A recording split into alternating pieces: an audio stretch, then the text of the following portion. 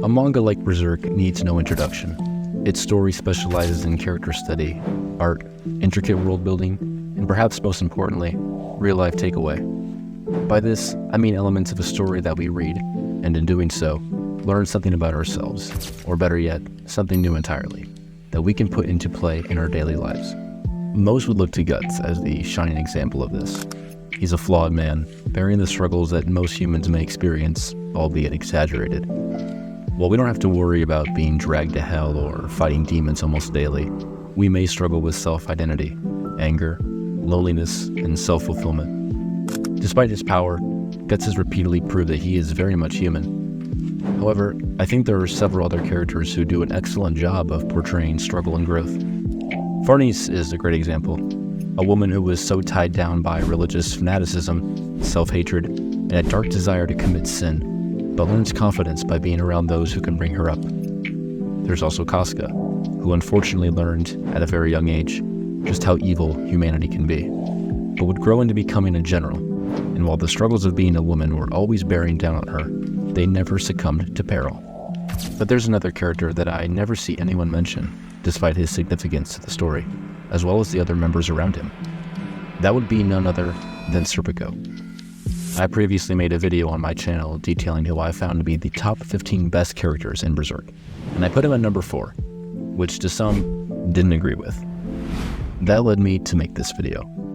I wanted to provide a reason why I find Serpico to be such a compelling character in my eyes, and to defend him on why he is more than just a silent side character. To do so, I had to give a bit of a backstory, but I'll make it brief and to the point. Raised in a single-parent house by his shonen mother, Serpico was seemingly handed a bad card in life. Bullied for his class standing and silent nature, he didn't see much to live for. It was only with the young Farnese that he'd be brought into royalty, on account that he'd become a slave to her. From this point on, the quiet boy would do as he was told by the girl, and no matter the task, he would see to it that it was his responsibility. Serpico was always told by his ill mother that he was a special boy, being the bastard child of the head of the Vandamean family clan. While Farnese never knew this, Serpico did, but would never allow this secret to be revealed. As time went on, Farnese would not only verbally assault Serpico, she would have him do others, torment him, and as the most heinous act of all, burn his mother at the stake alive, all to prove he wasn't a heretic. Throughout everything, Serpico has always done as he is told. While at first glance, this may make him appear as nothing but a yes man, with no backbone for him to stand on whatsoever. But we must recall why this behavior was allowed to start, and that simply is from trauma. As I mentioned, Serpico came from ruthless beginnings. So ruthless, in fact, they had already given up in such a short life, which sounds a lot like Guts in his early age as well. But by being taken in by Farnese and her family, Serpico would see them as his guardian angels, the ones who saved him from the cold slumps of poverty and bitterness. The abuse from Farnese didn't matter. He was bound to owe his life to her for what she did for him. In his eyes, he was saved. He learned at a young age that violence creates more violence. Throughout his young life with Farnese, he would fight other nobles that Farnese set to duel him to please her masochist behavior. His childhood would indefinitely mold him into the man he is now. As a result of killing his mother and becoming a slave to Farnese, Serpico becomes emotionally detached and extremely quiet. He hides his true nature under a face of nobility and sincerity, especially to those working with him when he served with the Holy See. To quote his own words, "I'm a man generally dissociated from intense emotion. I adapt to my circumstances and fill the role I am given. That is my style."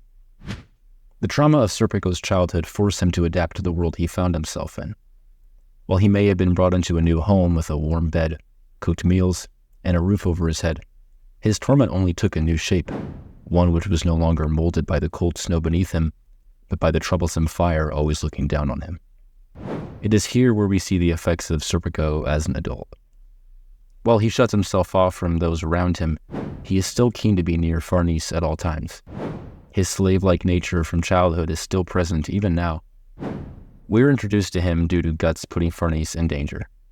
Whether it's going out of his way to rush headfirst into demonkind, dueling the Black Swordsman twice at a strategic location for endangering her, and even preparing to fight him if need be to protect others, it's safe to say that this seemingly stoic young man can be quite the ruthless one. And what better way to analyze these ruthless feats than to see how he acts in a fight? Looking at Serpico's first encounter with Guts after Farnese was secured by him, he makes a few jokes with Guts on the matter. It all seems well. Until in just a split-second notice, the two take a swing at each other.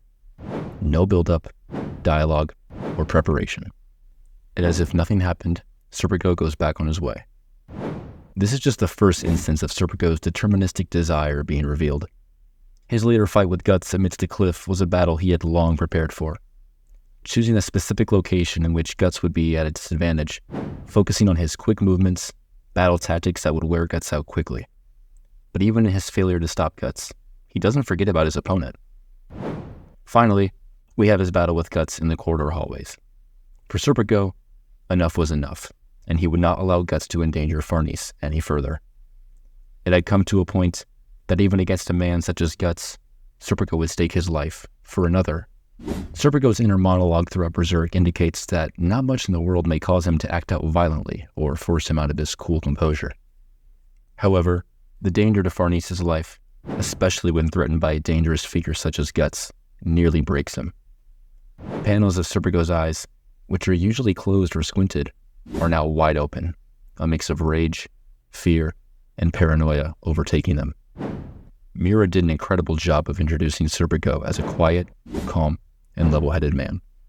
Therefore, the transition of seeing a man who has lost all is shocking, to say the least. But how does this make Serpico so compelling, so interesting? My case for him is similar to Guts. I mentioned earlier, Guts is a man who we can see ourselves in. He's the struggler, the one who may not know his purpose in life, yet keeps pushing forward. He serves as a vessel for us readers to grow, and it's part of what makes the manga so well liked.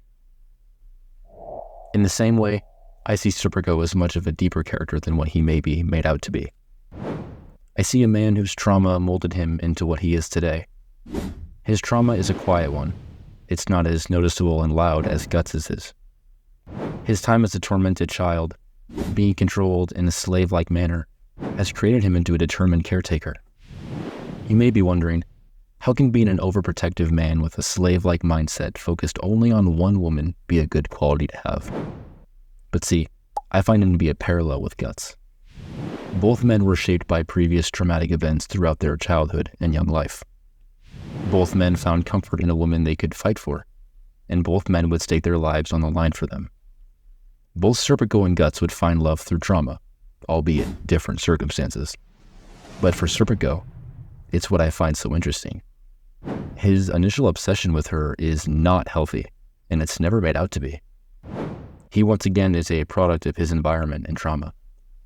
For us readers, it allows us to see what happens to one who has been brought into love and companionship with another, but built on order and abuse. Serpico's growth is one in which he must allow Farnese to live for herself. He must unshackle his binds to her and fully trust that she can take care of herself. Ironically enough, in Serpico struggling to let Farnese live for herself, he struggled to live for himself as well. He was bound to her after all, as she was bound to him. With a parallel to Guts, Guts' growth is allowing his new friends to take care of Casca. Serpico, along with so many other characters in Berserk, are centered around trauma. If you're interested in learning more about the trauma of Berserk and its characters, I'll put a link to my video on that in the description, because I find it to be a very important topic. To me, though, I don't see Serpico as this simple-minded character that he might be made out to be. He isn't one-dimensional, but he purposefully presents himself in that way to hide away from others. And to be honest, it works. The biggest thing I want you to take away from this video is that people wear their emotions differently. Some, like Guts, will use it in a rageful manner. Others, like Griffith, will use it to stomp others and fulfill their desires. Serpico, though, suffers as the common man would. He puts on a face for others, buries his intentions with himself, and while once being controlled by his past, now seeks to live for himself. I appreciate anybody who stuck around to watch this entire video. It means a lot to me. And I wanted to add something at the end of this video. I am really close to 1,000 subscribers at the time of this video being posted, And for my 1,000 subscriber special, I'm going to be doing a video on my personal favorite manga panels. So if you're interested in that, stay tuned for some more stuff coming out. And of course, if you have any suggestions for future idea videos for me to cover, just put in the comments. But as always, thank you for sticking around and have a good day.